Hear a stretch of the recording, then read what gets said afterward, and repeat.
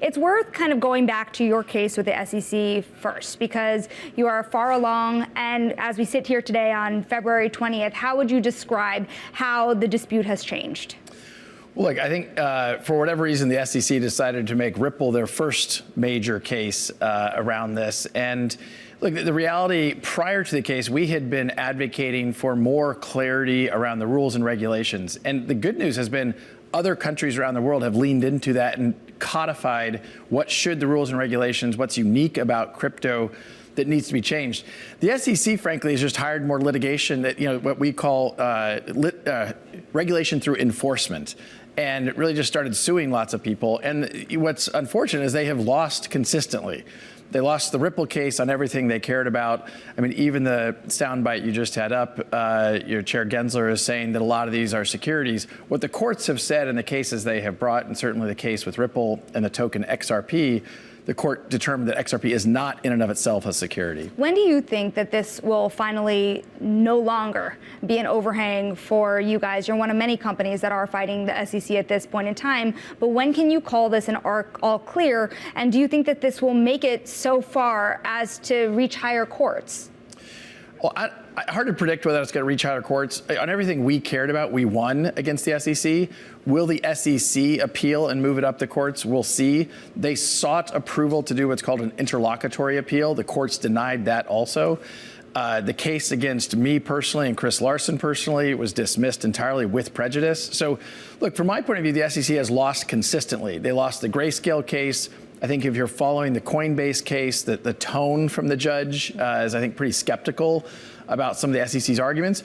It stops, I think, when the SEC either realizes they're losing consistently, or you have Congress lean in and write new legislation. That's probably going to be hard in an election year. Maybe we'll see legislation around stablecoins this year, but I'm hopeful, and we'll continue to advocate in Washington. Well, you mentioned the Grayscale case, Brad, and it's Kaylee in Washington. Obviously, that was pretty instrumental in ultimately the SEC granting approval to not just Grayscale's conversion to a spot ETF, GBTC that is, but spot Bitcoin ETFs more broadly. I'm sure you've seen there's buzz out there about potentially an XRP ETF being in the future. What do you make of that speculation? Well, Kaylee, good to see you. I think it only makes sense there will be other ETFs.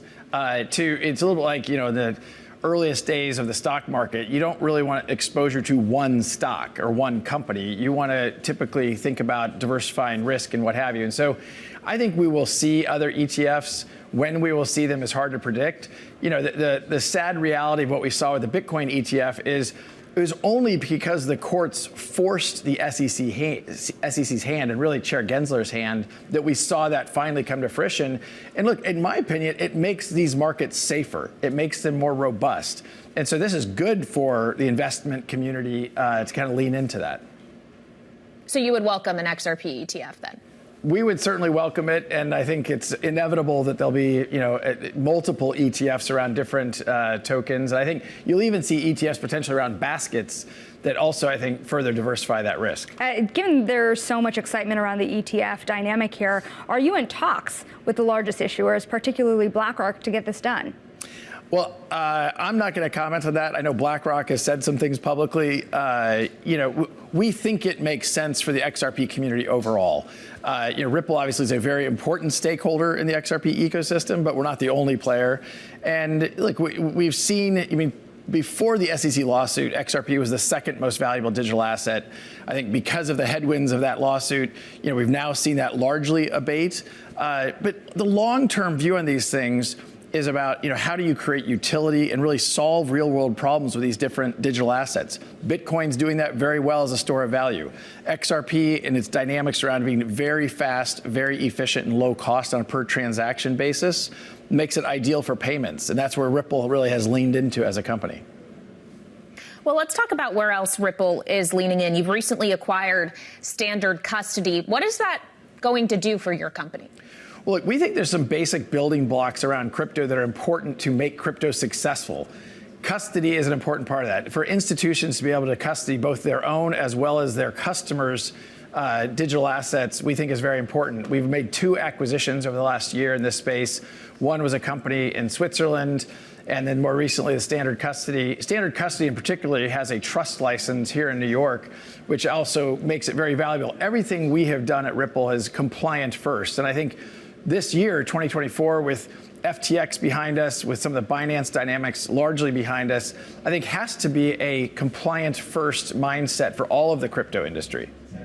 How far can your foray into custody really go? You think about what's happening with Coinbase and its role in custody when it comes to these ETFs. How do you envision your role in custody expanding over time?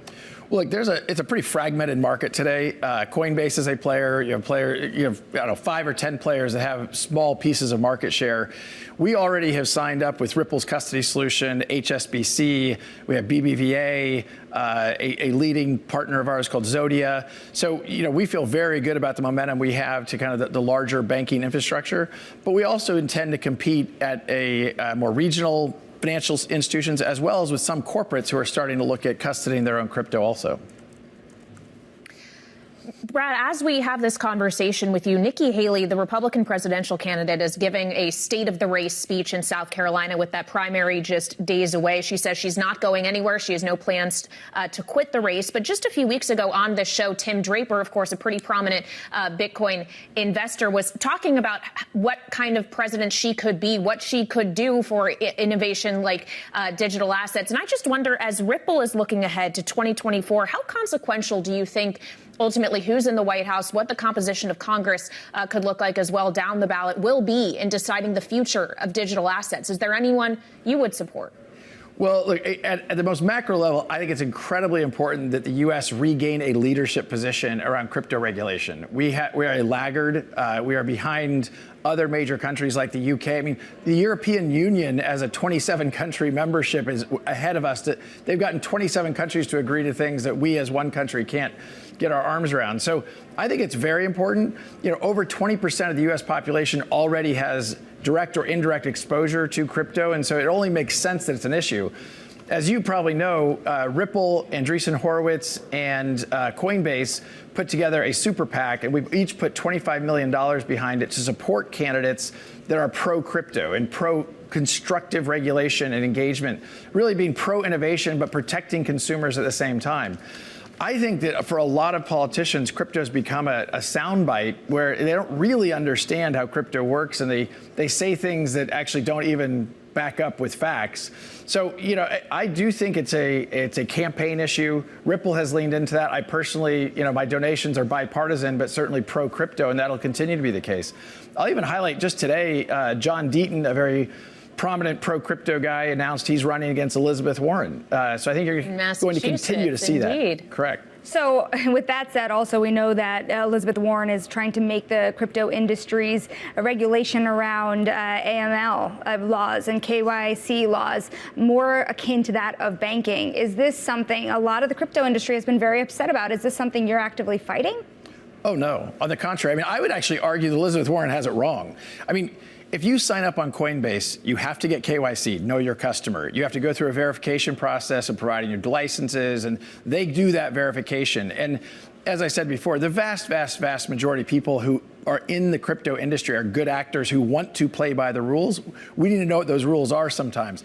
But the KYC and AML are not rules that are confusing. And I find that the vast majority of the industry players are already leaning into that.